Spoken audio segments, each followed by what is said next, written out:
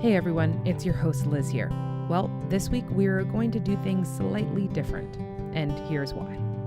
Welcome everybody to the 9th episode of Faking It. I am Ava McDonald, and I am sitting down with today's guest star, Liz Hodgson, who happens to be the founder and creator of this podcast, and one of my best friends. Welcome, Liz, to your own show.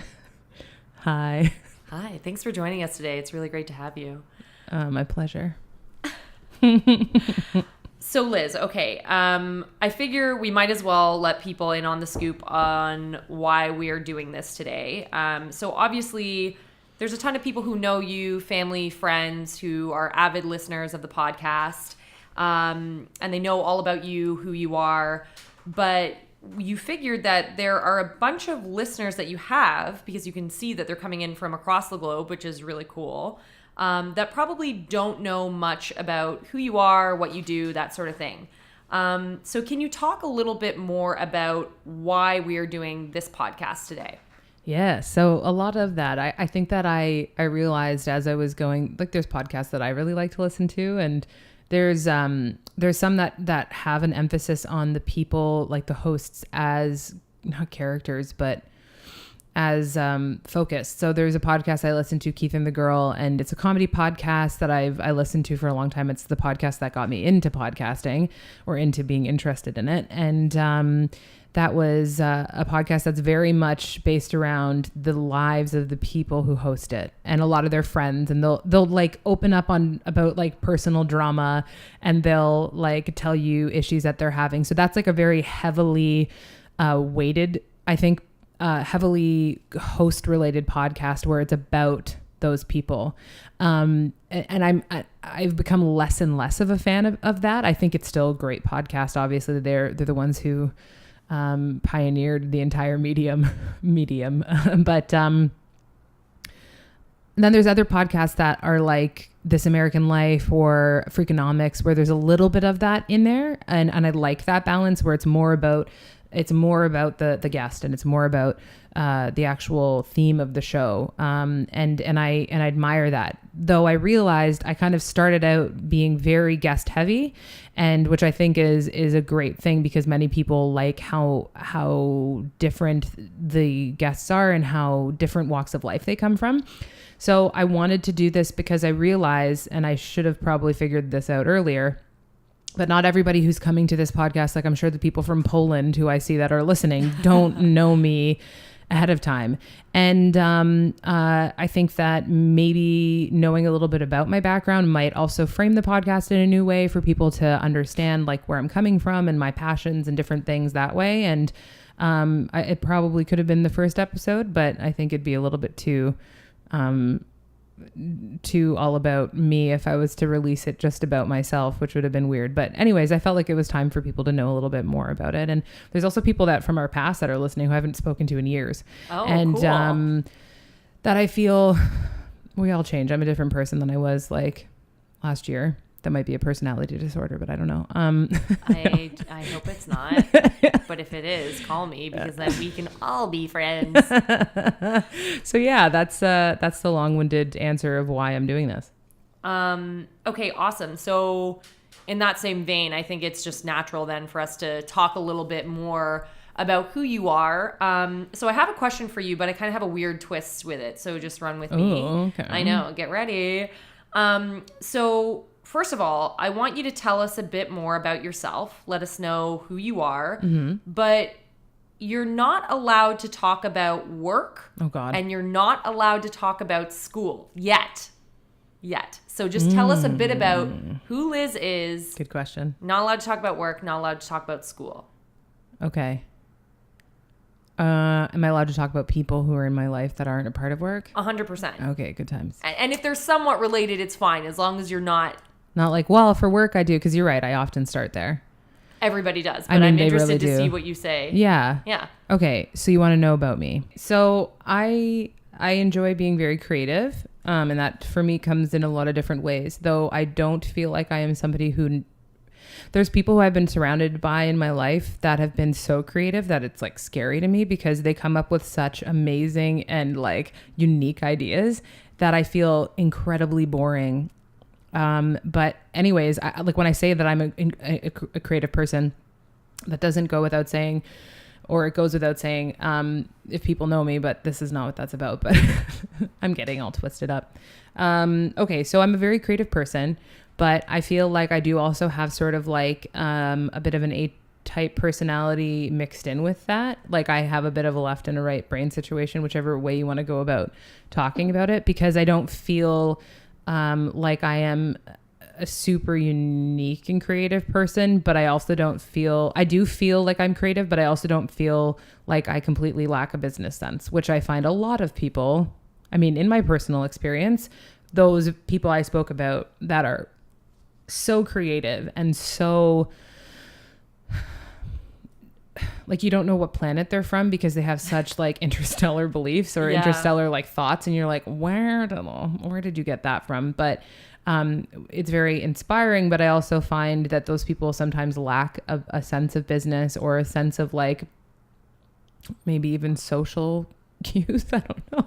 Anyway, so I feel like I'm a creative person. I've always enjoyed being creative in very different ways. So I love writing. I love playing music. I love singing. I love dancing in private. I love I love making films. I love doing all those things that I might also do for work. I know that's the bad word right now, but I might do those things for work in some ways, but I don't, I actually really enjoy doing them. So sometimes I'm doing it completely for myself. And so I really like being creative, but I also really like organization and cleanliness. Nice. Not enough of people do, it's important. There's no like, yeah. So there's some people these things don't come together at. So I do feel a little bit odd because I think that I harbor some different tendencies from very different types of people. Like, I don't know. I don't think people are all one way. Like, I don't think you're just creative, but I do feel different in that way. So yeah, I feel like I could say I'm very creative. I like business, though I didn't do anything formal for education or anything like that with it. And who am I? I'm very, the friends that I do have, I'm very protective of and very loyal. I feel, a loyal person. And you are. Yeah. I really, really fiercely love my friends and family to a point of like, probably I worry about them a lot. I probably think a lot about what people are up to and doing, and sometimes try to solve problems that maybe aren't my own. But I really, really love my friends and family, and I guess that's who I am. If I don't want to go into other things. Awesome. I love it. Cool. So I'll give you. That was hard, by the way. It is a hard question to answer. I'll give you the gist behind that question. So I learned it at a training recently, and the whole point behind that question was, oftentimes when we're asked to talk about ourselves, we are tempted to talk about the schooling that we're involved in or where we go to work every day. And the instructor's theory was that oftentimes people hate what they're doing in school, or they hate what they're doing for their day-to-day job. Statistically, people don't like what they're doing. Exactly. So it shouldn't really define what you talk about when you talk about yourself. But the cool thing was, I wanted to experiment on you, admittedly, because I know that you are one of the very few people that I know in my life who has been able to combine their love for creative pursuits and what they're naturally good at and turn it into a job. Like, I mean, every single day actively working towards what you love and in some cases making a good bit of money from it. So, I mean, now you can tell everybody what what you went to school for and what you do for work. But right. I just thought it would be so interesting to see what you would come up with, given that so many of the things that you love are really closely tied to what you do day to day. Yeah, because when I do start to, that's true. When I do start to talk about what I do, it's because when I say, I make films or I'll make promotional films for somebody, or I'll do this, it's like, but I also do that with our company, Grab It, where I'm like really loving that. And that's something that's like fun. And often I find too, I'll be working a lot. I guess you could call it working because I'm doing things, but my partner, Richard, will always be like, are you enjoying this right now? Because you do it an awful lot and there's no problem with that. But I just want to know that, like, is this how you unwind? Right. There's a certain element of like overworking and being a little bit of a addictive personality to work. And that's the A-type coming out. That's right. So there is that element. However, a lot of it I do really enjoy. Like if I'm, writing something, or that this podcast, for example, I don't think that he didn't doubt that I could have come up with this, and neither did I, but I didn't, when I thought of it, I wasn't like, I have time for this. I definitely didn't think I had time for it. I just put it in somewhere. Yeah. So yeah, you're right. I do definitely really love a lot of what I do. So what I went to school for, to answer that question, was film production at York University. So that was I guess you could call it a specialized program, because you didn't necessarily just like submit your marks and then walk away from it, where a lot of things are like that. It was a university program that you submitted marks, and then there was like a couple of tiers of the process. So there was the submission part, which was regular online. Everyone did that for like secondary school. And then there was, if you got into the interview section, you'd be brought into to be interviewed by one of the faculty members who would eventually be your teacher. And a shitload of people went to be interviewed for that. I didn't have really any other experience with that kind of thing except for our high school, which maybe probably primed me a little bit for it though too, because I guess the performing arts sort of scenario, I've mentioned it a couple times and some of our guests have. I went to a school for performing arts before I went to university, so it was drama related or acting or whatever. So going into that interview, I had to present my films this time, whereas when we auditioned to get into our high school, we were just like reciting a monologue and showing some work, which was essentially kind of what, I guess, yeah, it was what York was. You got through the mark section of it, and then there was probably some like letters or references and stuff like that you had to write, and then you went and sat down with the faculty member and you went through your portfolio. So I put together a DVD of some like really, really like overly emotional films that I made when I was in high school. And, like a lot of death and destruction. And then went through that. He was like, I was there. God, how are we friends? And so that's why we're friends. Duh. I like dark things. So I went through all of that on this DVD with this lovely lady, Barbara, and who ended up being my documentary professor later on there. And she's a wonderful person. And I went through all that. And so that was my portfolio. They interviewed me a little bit, asked me like my favorite director, some fucking loaded question that no one can actually answer properly. And feeling super on the spot, left it. And then like 50 some odd kids got into that program. Wow. And so it's pretty good for the, a university in Toronto, taking a lot of people from different places. And what I loved about that program was there's so many people from different places in the world.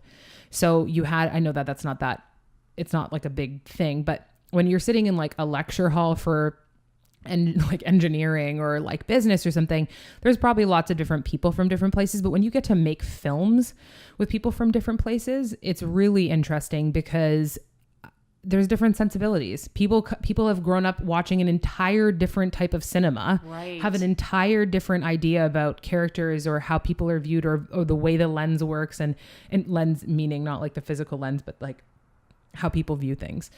So that was a great experience from that. I got to go to school with a lot of older people too, because a lot of people kind of find film after they've gone through an entire career. A lot of the other people were my age, but then there was other classmates who had different degrees and things and stuff. And some people who were my very close friends in that group had already gone through different types of school.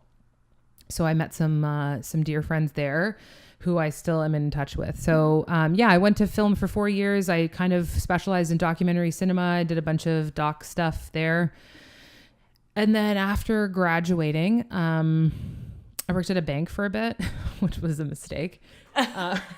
In what way? Tell us more. You don't have to. In what way?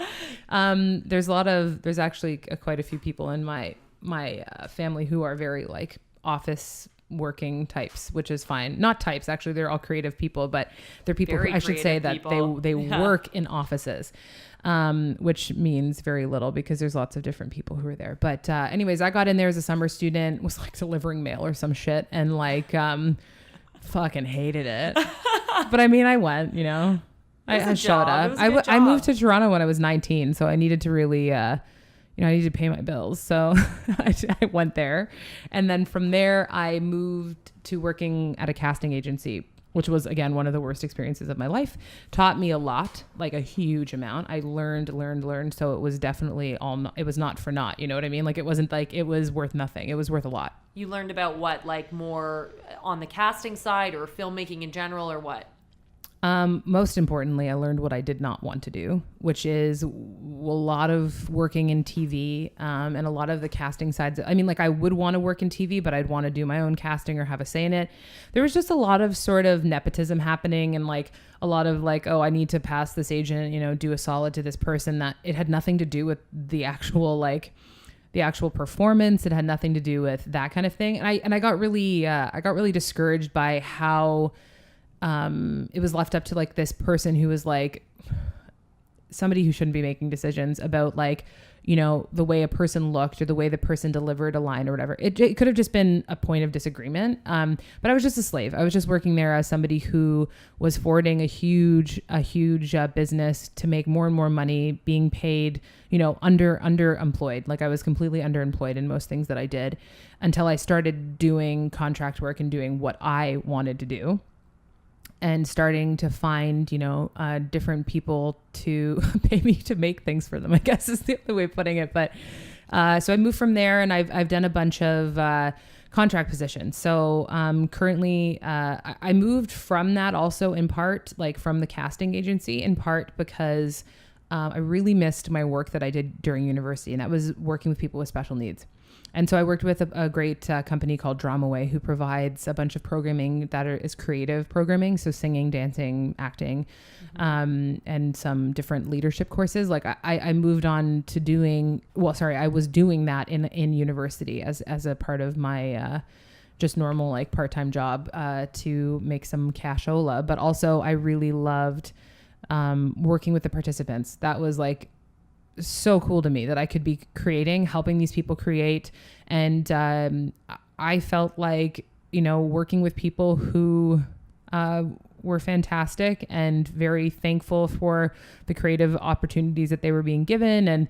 And I just loved working with the population. So I was really missing that element to my life. I was missing working with people and working with people with special needs. And I don't have, again, any formal training in that. But it was just something that was a theme in my life, even before I actually met you, who on our last episode that we did, the episode we did with Ava, about growing up with a sibling who has special needs. I work with Ava's brother now as a respite worker. So that's another thing that I do. And it's also very hard to explain what I do to people, by the by. Like when someone asks me, I kind of like sigh and go like, how the fuck do I start explaining this shit? Because there's a lot of different avenues in which I think I work in. And sometimes I'll just be like, I'm a contract worker, or like I have my own service business, or like I'll just say something because it gets exhausting explaining. And a lot of people go like, wait, but you work with special needs, but you also do film and you also do this. And it's like, yes. Wow, that's a lot. And I'm like, I know. And it's like, so it is frustrating kind of explaining. But anyways, to other people, I'm not saying you're frustrating. I love you. But so essentially the theme of working with people with special needs has been in my life for a long time. When I was like a kid, before I met you, like I was saying, I was like partnered with this kid, David Nyman. I don't know if I should even use his last name, but fuck it, I'll do it anyways. David Nyman, what a sweet guy, was like way older, but his mother worked at my little school, and she was my teacher. And he used to come, I think he was like, it was an arrangement. He had autism. He was the first person, by the way, that I ever knew of who had autism. Like, I know that there's tons, but I mean, I never had met anybody with autism. So you don't have anybody in your family that has autism or special needs per se, or? No, I guess that's true. I don't. Wow. Okay. Yes. So I was paired with him to pick him up from the bus because he was dropped off from his day program. He was like in his 30s, and he used to be at PLASP with my sister and I, which was an after school program. And actually David would get brought and like, I would have to meet him after class was finished because his mom had a bunch of things to do. I'd have to meet him. She was a teacher again, bring him to class with me. And, you know, I wasn't like had to be with him all the time, but like he also wasn't very verbal and he used to play with this Mr. Potato Head and like put all this Play-Doh on it and make these like amazing masks and things. And I was just so interested in like, I would observe him basically. I would watch David a lot. And he was just like a friend of mine. And I think that my first experience with kindness with somebody with special needs was observing my mom interact with David. Okay. So she used to come to pick us up, and this was a busy woman who was like running a house and being very top level sort of person in a corporation and working like a dog, but also, you know, had 2 kids and, you know, keeping things together. Came to pick us up and like usually be like, come on, grab your stuff. Let's go. Yeah. Let's go home. Get the hell, it's 6:30. I don't want to be around anymore. She would if David was there, she would like go to him and like read to him and like sing songs with him and joke around with him. She didn't spend like hours there, but like she would just show such kindness to him. And I saw that my mom, which I think it was, so it's a learned behavior of like, you know, you can interact with somebody firstly who doesn't speak, and you can interact with somebody who's not a mainstream person who's going to do all the things that other people, you know, might do on the outside. I mean, I think a lot of people with special needs do everything that everybody does, but you know, I think people avoided David a lot. Like I saw a lot of kids who were like freaked out. Right. So there was like a learned kindness there from my mother, and then I think that sort of was my first experience. And then I met you, who you have a brother who has special needs, and I learned a lot about being around you so often because I was just, you know, like a mold on the rug. So at the McDonald's household a lot. So my exposure to people with special needs has never been one from like educational standpoint, but so I'll say formal education, but I have a huge amount of life experience. Experience is so huge, that was like, I felt a really big missing point in my life, just going to this same office, doing the same shit, listening to the same stuff that frankly, and I know you're like becoming an actor and you're an actor and all this stuff, but the things there that were going on like just didn't matter. And that doesn't mean acting doesn't matter. It just meant the format of which I was there and what I was doing just didn't matter. So, you know, I made a big leap and asked my old boss at Dramaway if I could like come back and at a seriously reduced, like I wasn't able to work 40 hours at this specific place. I was able to just sort of go back into my old position. But I knew I was just like, I have to get out of there. And for other reasons too, you know, affecting me in a negative way emotionally and all these things, I need to get out of there and I need to start working with people with special needs again. And in addition to working with Dramaway, I didn't really intend to start a business, but I just started doing respite. And now respite, people don't know what that is. But it's a service essentially, like people like Neil, who I work with, he's a client of mine. And essentially I provide services where respite is like, people don't usually know what that word means, but essentially respite means just like a rest from something. And what the funding is meant to do is give, you know, some relief to families or give relief to whatever, or the person themselves to pay someone to come in to work with them on their goals, on their dreams, on their interests, on just being somebody who's consistently there with them that isn't their family.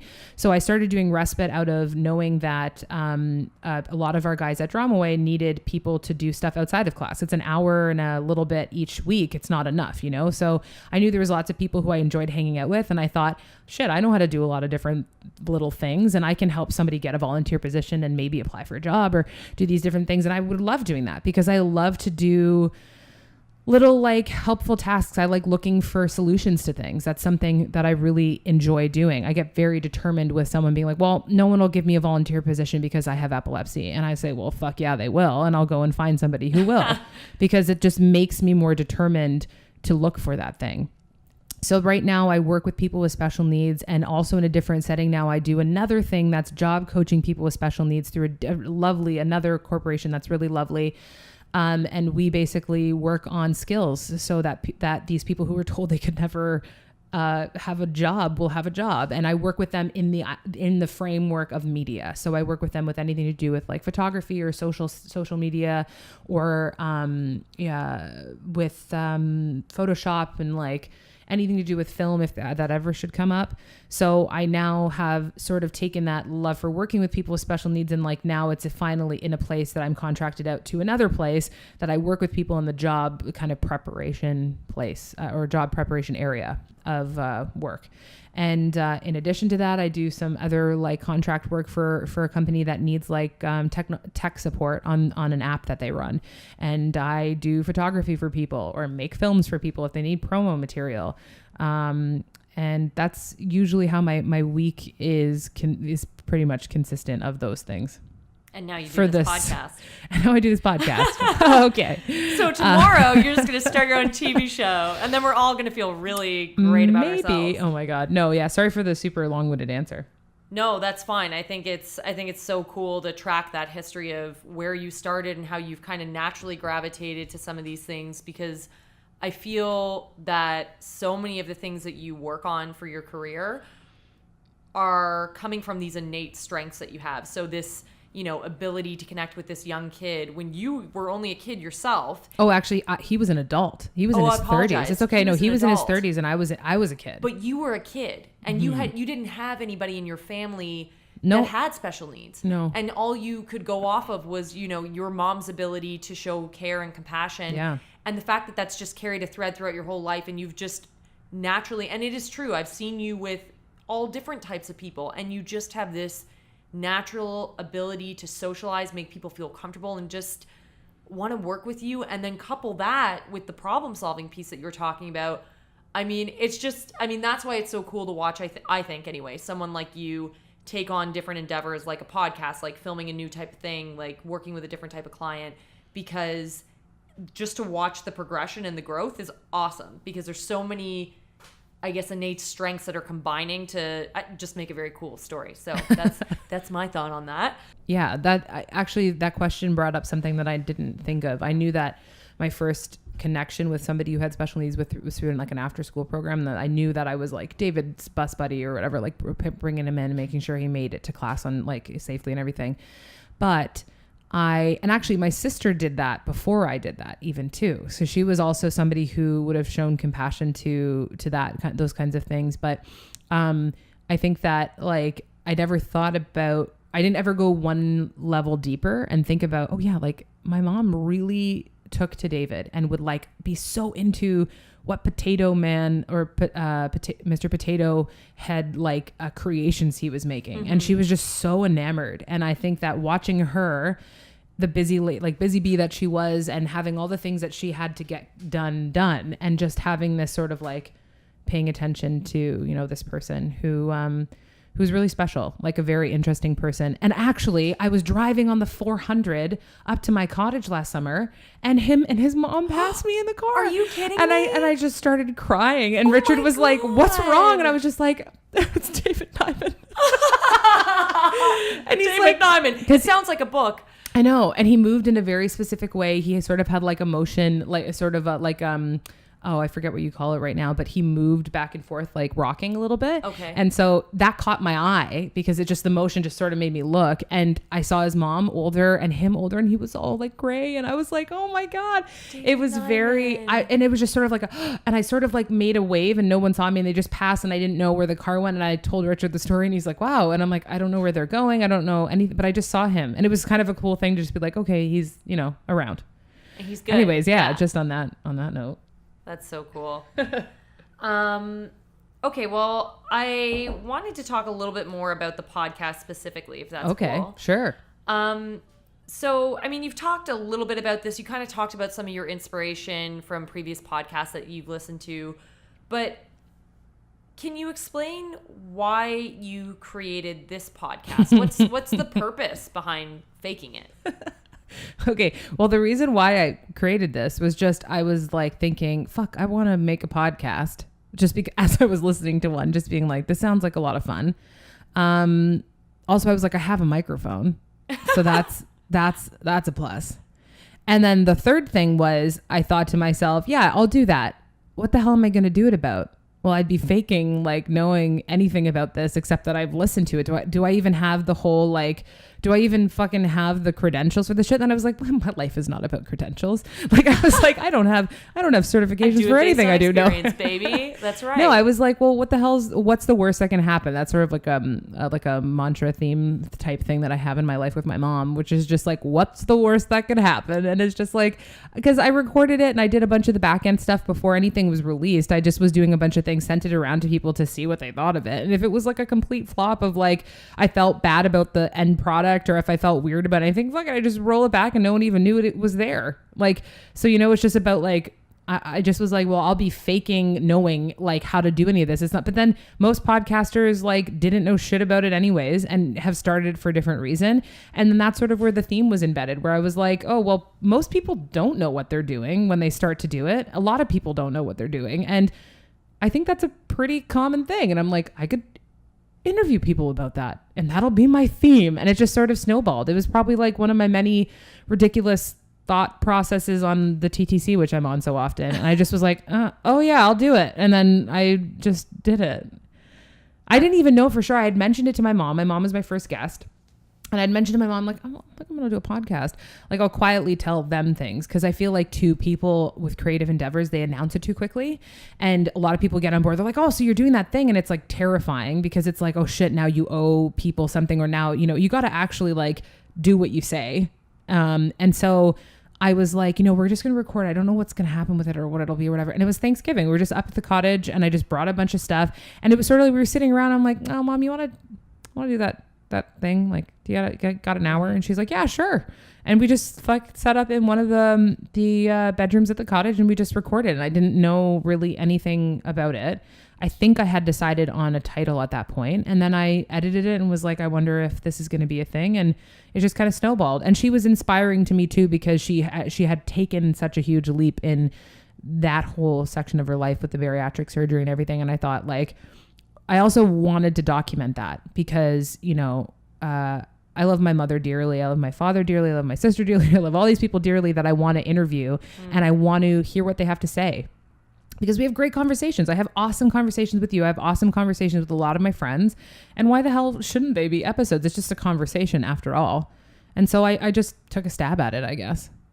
That's great. Yeah, it's fun. So going off that idea, what does it mean to fake it? What does that term fake it mean to you?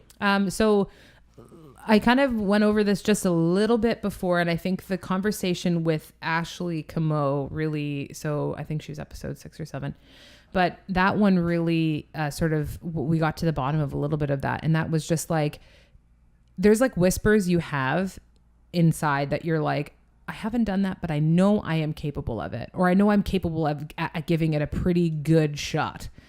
And, it wasn't like, and it's not to say people, if they don't ever have the background of doing anything, like I know a little bit about recording. I know a little bit about microphones and different things in that way. And I know how to edit, on different platforms and stuff like that. I knew how to edit sound.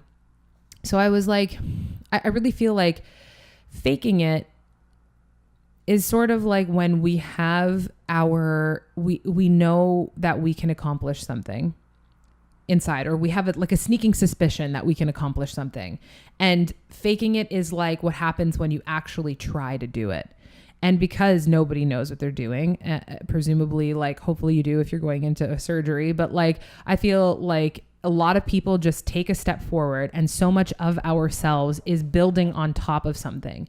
So much of what we do is like you asked me before we started this, like, did you actually have all this equipment before or whatever? And I look back on it and it's like, no, I collected small things. And just like I collected equipment, I've collected some skills and I've collected some sensibilities and I've collected interests and different things like that slowly but surely sort of go. And you get to a head where that question comes to your mind as an artist: should I do this thing? And a lot of people may say no, a lot of people may say yes, but like, I definitely didn't know what I was in for. And I didn't know how this would take shape. I didn't know if the name would stick or the theme would stick, but I just had a whisper of like, that could be.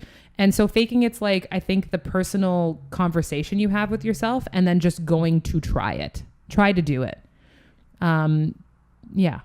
Did that answer your question? What was the question? 100%. Okay, no, great. I'm really glad you said that. I mean, I'm a big believer in, you just have to do the thing. You're going to make mistakes along the way. That's Totally. okay. That's how you're going to learn from them and grow and become better. And, you know, the toughest part is getting started. But once you start, baby, you're on a roll. That's right. And you're, you know, if you keep going, you keep that momentum. Mm-hmm. So it's all about trial and error. And I mean, look at you now. We're on the 9th episode. So that's weird too. Yeah. Right, I mean, I looked back on it the other day. I was scrolling through and I was like, okay, that's good. And eventually I look back and there'll be, you know, 60 and 70. And I like that too. I love going back to completed things. Me too. It's like perverted for me. Like it sounds so gross when I'll explain it. But what it is, like I'll chalk it up to this. There's several people on this podcast again who have mentioned our high school experiences and something called drama journals. And so these things totally changed my life. I think they changed a lot of perspectives of people who are in the class. Ava always brings them up or whatever. And, you know, we could be dwelling on that because we had a great experience, but I'll chalk it up to this. I remember sitting in my first year or the second year, because I kind of got the hang of things that like you had to decorate, you had to do all this fun stuff. And like I would buy all this crap to decorate and I would like cut magazines up and I would spend hours decorating this stuff. And it was like really like I'd search out for that perfect picture or whatever in like a magazine to cut out. And it was basically just like a scrapbook journal that we wrote entries into on topics. And then we added some sort of like media or whatever. So I remember having like, it was like I was sitting on the ground in my living room. My dad and my sister were watching TV and like, it's like dark in the room. And I'm finished my month's drama journals. And I've like glued all this stuff to it. My drama journal was so thick because it had like, the pages were just stuck with all this stuff that I was so passionate about, like quotes I'd put out on there and all this stuff. And I was just like sitting there, like touching the pages and just flipping over and over again. And then it would finish. And then I'd open back up and it was probably like more than halfway through the year. So there was a lot in there. And my sister was like, "What are you doing? What are you doing?" She's like, "It's dark in here. You can't even see that." And I was like, I know. we got along great back then. And so I was just like flipping through and I was just like, I know, but I would just realize I really loved touching the pages and going back and reading what I wrote. And that might just be because I was like completely neurotic and like maybe obsessed with what I wrote. But I think it was because it was like memories and it was physical.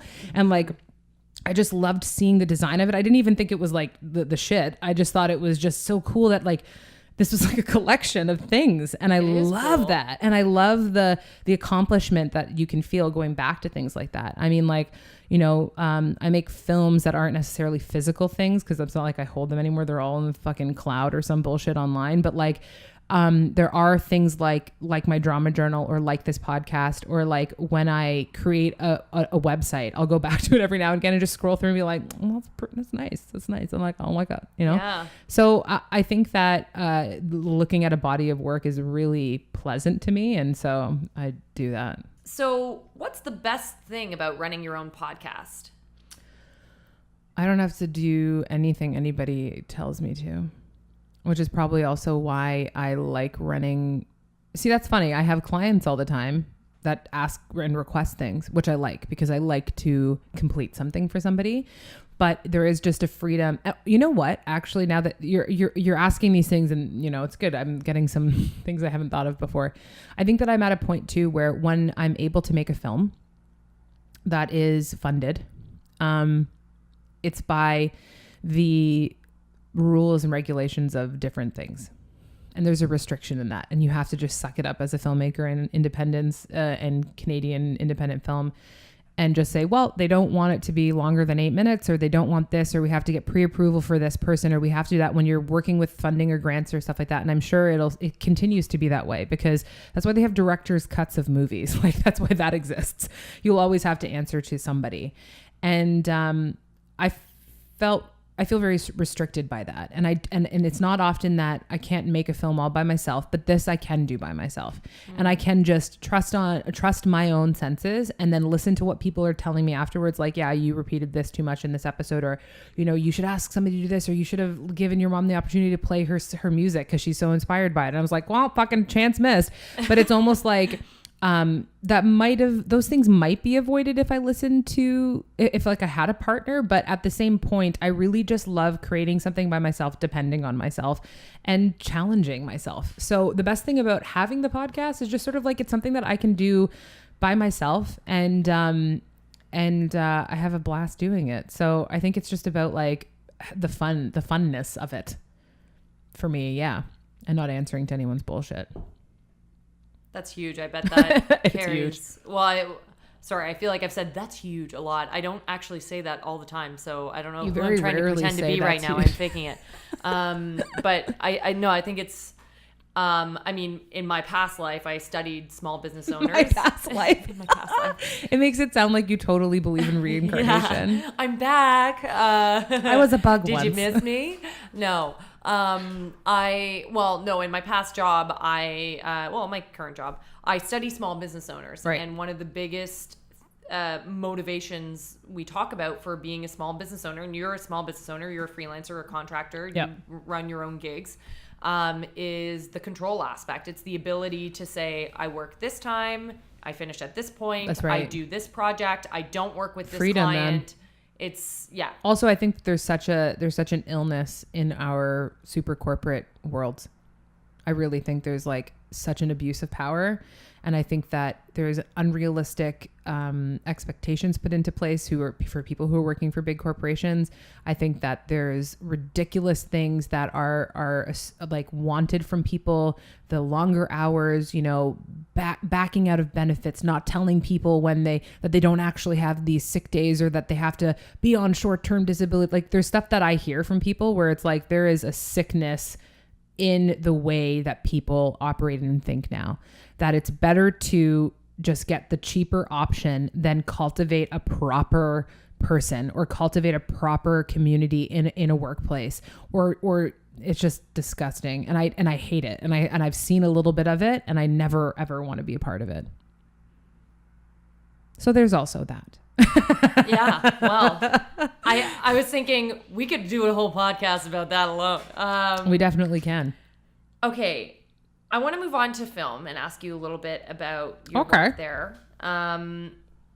So first of all, I figured that I might as well announce that, because I don't know if you'll end up talking about this, but Liz was just picked as one of the 8 filmmakers for the Women in Film and Television's Toronto Showcase of, I guess, their top films for this year, their top short films for this year. I guess. I don't remember his films. I think, I don't really know much about it. So huge kudos to you. Thank you. I'm very proud of that. I feel very good about it. Yeah. Well, you should, because you work your ass off for everything that you do, but that film in particular, I know. Yeah. A lot of blood, sweat, and tears went into that one. Definitely. So we talked a little bit about how you started in film, but in terms of the school aspect, but when did you first know that you had a passion for filmmaking? Like, where did the actual hand to camera, I want to make something that can be portrayed on a screen, where did that come from? That is so... it's difficult because this is where I'm talking about. I'm not the typical kind of person who would find themselves in filmmaking.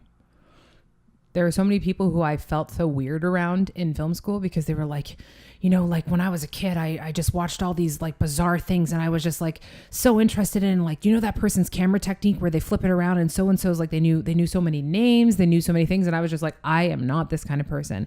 I knew a lot of mainstream cinema, like a lot of blockbuster stuff, because my family, my mom and my sister and I and my dad we loved renting films. Like we rented tons of films, but they were mostly like blockbustery films. I would get into like the independent stuff later when I started making my own stuff, because Blockbuster, when it existed, had this amazing previously viewed shelf, and they would get rid of a lot of stuff, and they actually held a lot of like indie stuff, and so indie films, and I used to buy them. But when I tried to think back on this all, it's always started with my writing. And it's odd to say that because it's not like I do it a lot now, but from being around me that I used to write a lot of like songs and a lot of poetry and a lot of like stories. Ever since I was very small, I started like, for some reason we had a Bible in our house, which is so weird because we're like the most unreligious family ever. We had this like old ass Bible, and I loved like touching the crinkly pages. Again, the touching. Oh, you again with the touching. I probably have some sort of like, tactical issue or textile. I don't know what the hell I'm talking about. Anyways, I like touching things. So the Bible, I touched the Bible. Like the Bible. Like the Bible, my favorite thing to touch. So I started copying down stories from the Bible before I really even knew how to like spell, I think. And I would just copy them down verbatim, and my mom would like read them to me, like not out of the Bible, but out of my copied versions. That's so cool. So, plagiarism was not a big thing in our house, clearly. So I think it started with like stories, and I had I think I had as a child a very abnormal imagination where maybe even like bordered on like just being a bit delusional about stuff. But like I think that telling stories really started everything. And I think that I was an emotional child, and I am an emotional person, but I think I was very emotional and very like observant. So I would just sort of like watch things and how people interacted and how people spoke to each other and different things like that. So in combination, I like to write. I watched a lot of films that were like Hollywood-y, and I really observed people. Mm-hmm. So my father's a photographer, which is probably where a lot of my like interest in the still image came from, because I also do photography. And I was given a camera for my 6th birthday from my aunt and uncle. They won it at some like golf tournament. It was like a really nice like camera for the time to be giving a child. And especially me, because I was just like such a ragamuffin and would break things and be really like just gross all the time, like dirty hair and all that stuff. Anyways, yeah. So I think that I was just really, I loved taking photos. And then we got an underwater camera, which was like the shit. So cool. And we had a pool in our backyard when I was a kid. And so I started taking photos. That's where that began in terms of like interest in images, or taking images or using something like a physical camera. But as for a video camera, I didn't get that until high school. Right. And I actually started writing scripts while I was in high school. I started writing scripts on like Word document scripts or whatever, just like ideas of like these really like overly dramatic, depressing kind of stories. But what was really cool is that like when I first wanted to make one of my first films, and I can't recall which one came first, but when I made it, I didn't even have a script. It was just like all in my head of like a story I wanted to tell. And then I think that I had like sort of basic composition ideas of like how to put together an image. So I just started recording with this camera that my family graciously got me for Christmas one year. And I started recording with that. And a lot of them weren't like dialogue heavy. There was a lot of like, so it was almost like a bunch of photographs that were moving. So a lot of it was just a story without words that I wanted to tell. That's how I started doing it. 2 of my very first films were just basically silent films, and I would edit them on luckily we had some editing software at school, and like a friend of mine like was able to lend me like just like the first iMovie that was ever made. Very simplistic, very, plug your camera into this. So luckily I came around at the time where these things were getting more accessible for people. So like, family could afford a camera to give to a kid. And I don't even know if I was like, I'm going to be a director, or I like making movies. I just was like so interested in recording things. I also liked recording people randomly. Like I would just record like my mom cooking, or like my dad, like watching TV, probably just like zooming closely into people's faces and annoying them, because that's me. And so I think that the short answer to that was that it didn't start with film. It started with still images, and also seeing all my dad's like, he would talk very passionately about like lighting and like camera angles and different things like that, and like cinematography. And he also, although we watched those Hollywood films, he would show me different things that were like classics. Like we'd always like, my mom would do baseball or basketball, like times where she'd go out and my dad would be like, okay, we're going to watch all of the Indiana Jones, or we're going to watch like all of the Star Wars, or like probably not all of them, but we would start out he'd say, let's watch all the Star Wars. We'd probably get through like one of them. But yeah. In any case, there was a big influence there. My parents love stories, they love films. They're very funny people. So I think also my love for comedy came through them, because, we'd watch Peter Sellers films and different things in that way. And so I guess I just got my hands on a camera and I started telling stories with like music over top because I loved music and I was like very connected emotionally with music. And so I would put music over top of these images of my friends walking around doing things that I told them to do. And then there was not a lot of dialogue in the 2 first films that I made. And like always used to have like some element of death in them, and always had some sort of like really emo type like undertones, which was just me figuring shit out. But high school years. Heyo. So I think that I can't really remember even being like, I want to be a director. But I know when it came around to apply for schools, all I applied for were film schools. And everyone's like, it's a bad idea to just apply for one thing. And I was like, you're right. And I just applied for all of these film schools because I don't know what it was. It's just like, I'm going to do this. And I maybe was starting streamlining into different things. You know, I think that I picked a lot of courses that maybe weren't I always had an interest in like biology and marine life and all this stuff. So I was always like, I always had thought like, oh, it'd be kind of cool to do that kind of thing. But early on, I showed a very low aptitude for math, but I had really crappy experiences with it, and some bad, I'm just going to flat out say bad teachers, and or teachers that didn't teach in the style that I needed them to. So I do have an interest in those things, and I bet that if when grade 12 came around and I hadn't lost out on so many years of like, oh, you took college math once, that means next year you have to take, you know, I had to work every summer. I worked every summer that I was in high school to be able to pay for things that I wanted to do and you know, be involved with. So I didn't really I didn't really want to do it at the time. Looking back, I probably should have, but not to say looking back, like to change my projection of like what I ended up doing, because I love what I do. But I feel like just to have given myself some more options, because you get to a point where it's like, well, you can't apply for something like this because you don't have college, you don't have university math, you don't have university science. I just slowly was like, I'm not very good at this. And oh, the school doesn't require that I take all of these really hard math courses. I'm going to do the bare minimum. And then I was in all the English like courses. I was in photography courses. I was in music courses. I was in drama, like all my stuff centralized around that, and like physical, like phys ed stuff and like sports and stuff. So I just started like getting into it really in, I think film wise, in high school. And there was an acting component to it too, obviously, because we were in like the acting class. And I just got into it that way. And then when it was time to apply for schools, I was just like, the clear thing here is to do film. And I was lucky enough to get into a program that was production based, because that's very not common. And for universities, it's usually only Ryerson and York in Toronto. Like I applied for Queen's and I wanted to get in so badly because you were going there. And that's a very, very theory heavy course, or theory heavy degree.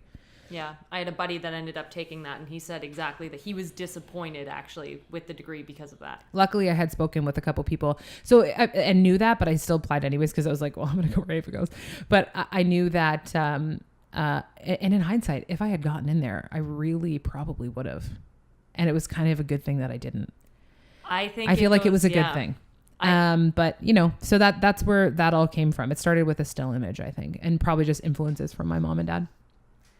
I think it's cool what you said about you never had a backup plan. You only applied to film schools because sometimes if you do have a backup plan, then you start heavily pursuing that path. Yeah. And all along you knew that you wanted to do this other thing, but and in that, it's nice that I didn't have a family who was so like, oh, you got to have something more. My dad was a photographer. My mom was a very artistic person. She got into an acting school, but didn't go because it's what her father personally didn't want to pay for as an education. Like, why would you go to school for drama?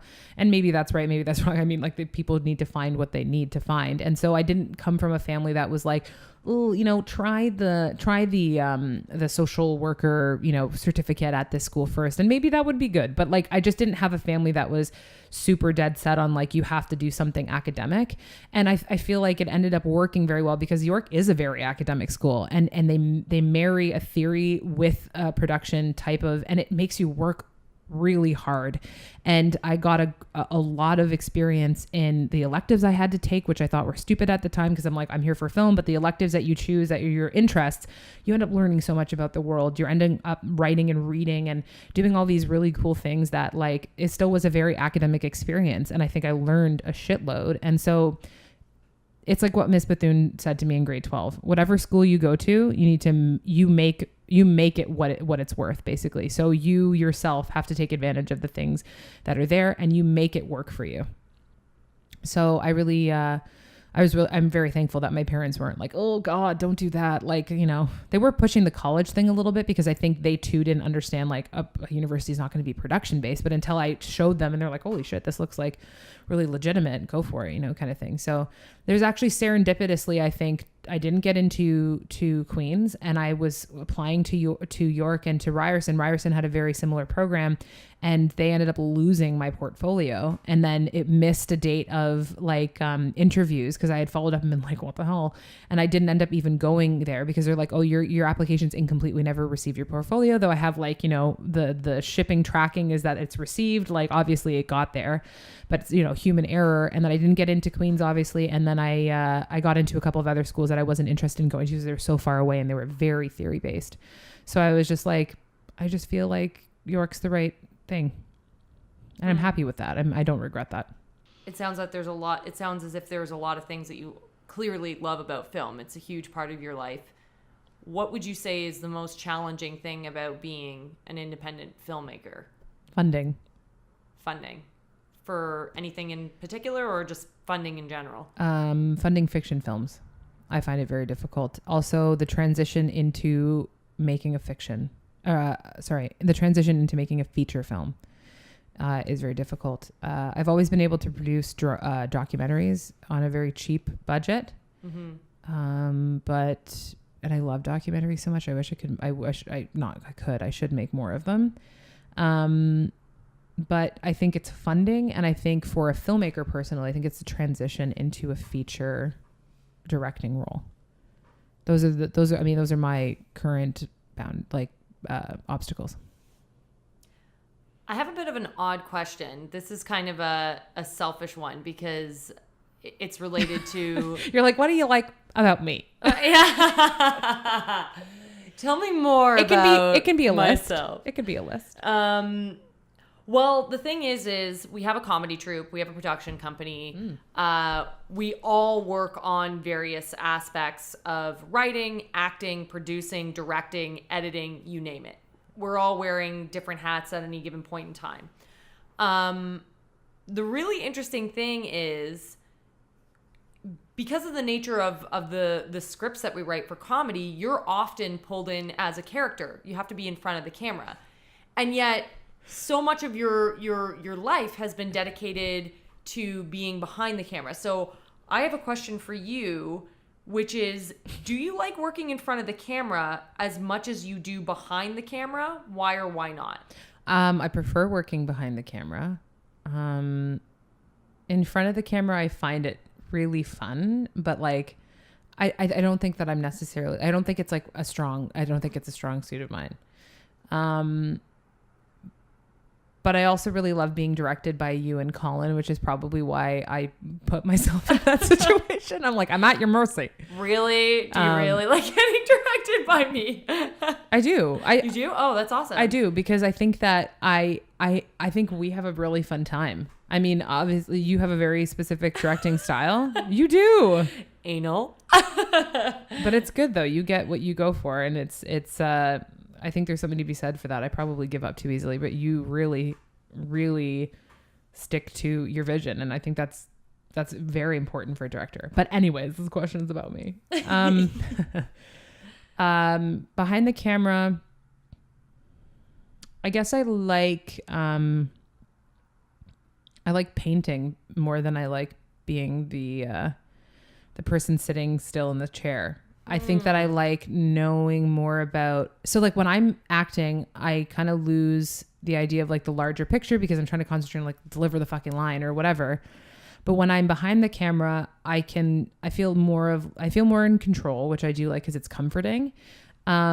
I also like watching myself on camera is like so weird because I feel like I do different, like I move in ways that is awkward for me to watch, or like I think I'm like, why the hell did I make my face look like that? Or, you know, I think most people have that experience, but I guess I just like to have a say on the larger like vision of the sketch or the film or whatever like that. I think that it's really cool to just see all the different things coming together, and I just have something to say about it, I guess. Like when I look at it, I'm like, okay, maybe we can change this light, or maybe we can, you know, frame a different way, or what about an angle this way? I feel like there's just so many more things to do than just like sit and say this line kind of thing. Obviously that's because I'm not a very good actor, and actors take that kind of thing very seriously. But I think you're a hilarious comedian and a great actor, but Do you like directing me? I love directing you. I think it's really funny. I think it's really funny how this kid that, you know, you just talked about how you got into, you know, this regional arts high school when you were young for acting. It was a program for acting. It's still strange to me. You studied it for years. You've obviously had to do different odds and ends. And parts. I did like it. I loved acting. I liked theater. I liked acting in theater more. Oh. Partially because there wasn't like a document of it afterwards. Because once you do it, it's gone, and there's nobody being like, let's watch this video again. But that's what's funny, because when I am directing you, I'm like, she's actually doing really well, but the one thing you have to get past is you being like, oh no, well that was stupid. It's like, no, that was perfect. Just shut up and do that again. I know, because you said this because to me, I'm freaking out, but like to like inside, I'm like, oh god, that was terrible. But like, it's so funny because recently at a shoot, you were like, okay, so Liz, next time you do it, just shut up after, so that when we're done, you didn't say shut up, but like be quiet after so that we can use the take. And I'm like, but it was terrible. And you're like, no, it wasn't. It was perfect. You're not here, you're there. Right. So you're sitting down on a chair. You let me decide if it's, and I'm like, okay, so that's about me. Like, it's difficult for me to be, I guess, when I'm trying to self-direct. I'm trying to self-direct. Yeah, that's right. And I'm like, that was shit. And he was like, I liked it. Like, shut up at the end so we can actually, you know, actually put it in somewhere so that as soon as it's done, you're not laughing or saying something dumb. So, I mean, that's good. I'm glad that you like directing. I really like acting in the stuff that you write and Colin writes. It's just so much fun to me to I think it's another outlet. I'm all for outlets. I love like different things that people do. Like you may be doing something, like you may be presenting to some Fortune 500 company in some place in the city, and then on the weekends making, you know, some like fun stuff with your friends that, you know, has a real like opinion behind it and like a real passion. And I love that. But I do prefer to direct. Okay, we're now going into the Spitfire round. I don't know how I knew you would make that exact sound. That was I don't weird. know how we did not practice that. We did a little shoulder shake and everything. So what happens in the Spitfire round is that was a drum roll. It sounded like a knock on the door. I'm sorry. Go ahead. Oh, that's okay. Hello. So what's going to happen is I am just going to basically spitfire a bunch of questions at you, and you have to answer them as quickly as possible. So it's kind of like a free association game in improv. You just you say whatever comes to your mind. So okay. Some of them are yes or no. Some of them you have to choose. Some of them you just say a word. Okay, cool. I'm excited. Nothing in here should be racist, but if it is, edit it out. Okay, here you go. Are you ready? Ready. Let's do this. What's your favorite song right now? When We Were Young by Adele. Which alcohol do you prefer, vodka or rum? Vodka. I'm Russian. Nice. Which age would you rather be, 35 or 53? 35. Okay. Cats or dogs? Dogs. Like, oh my God, you can kill me. Cats. Jesus. But they don't know you, so we have to teach them. Okay. That's so funny. Oh. What movie do you love? A Beautiful Mind. Me too. Me too. Oh, they're starting to get tough. Okay.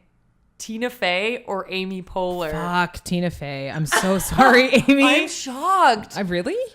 I just thought you were the biggest. Well, I know you love them both. I love them both. Yeah. But Amy, I thought was... Wait, in our version of the Golden Globes, when they were the people, who did you think I was? Oh, I never thought. I always thought that I was Amy Poehler. And I always thought you were Tina Fey. So how can you like? So there's like Tina a Fey? fantasy. What? Maybe. I mean, is that even a question I just asked? How can you like Tina Fey?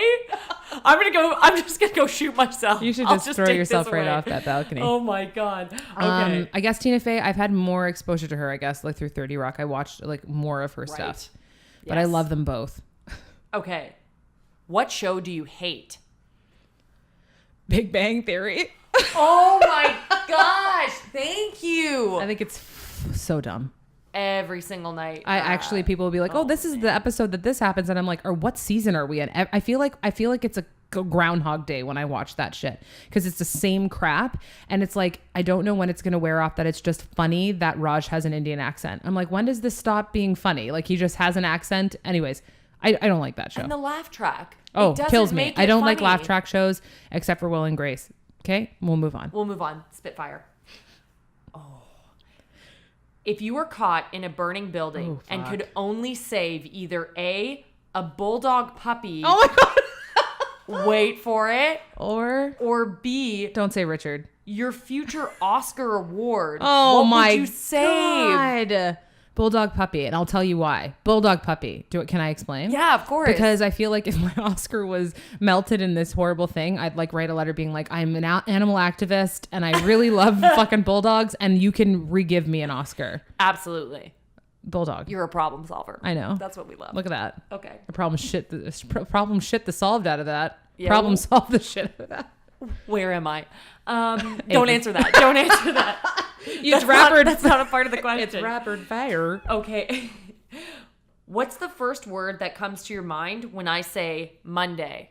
Neil. Awesome. That's my brother. I work with him on Mondays. Okay.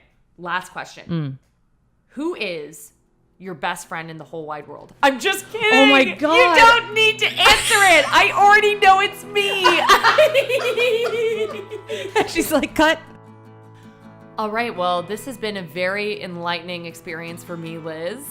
Somebody who has known you for, we've done this math before, what, like 15 to 20 years? I don't know what it It's is. definitely not 20, but I think it's, I think it's around 15. Yeah. So 15 years of friendship. It's been enlightening for me. I've gotten some questions asked that I've probably wanted to ask for a while and just didn't have the medium. So thanks for making this podcast. And Oh, my pleasure. thank you. I mean, thank you for making this podcast. I mean, you know, I'm an avid listener. I know that there are other folks out there who just love the stories that you're exposing from some of the people, and the fact that you've exposed your own story today, I think is just so cool. And it speaks to how transparent you are and how just fucking cool you are, dude. So, Oh, well, thank you. thanks That's for why I being my asked you to do friend. this. And thanks for having me on your podcast. This was a lot of fun. Awesome. Thanks, Ave. Bye. Thanks for listening, everyone, and thanks to the host of today's episode, Ava McDonald. You kicked some serious ass today, buddy. You can hire Ava now because she's a legit actress, and check out her spiffy site, ava-mcdonald.com.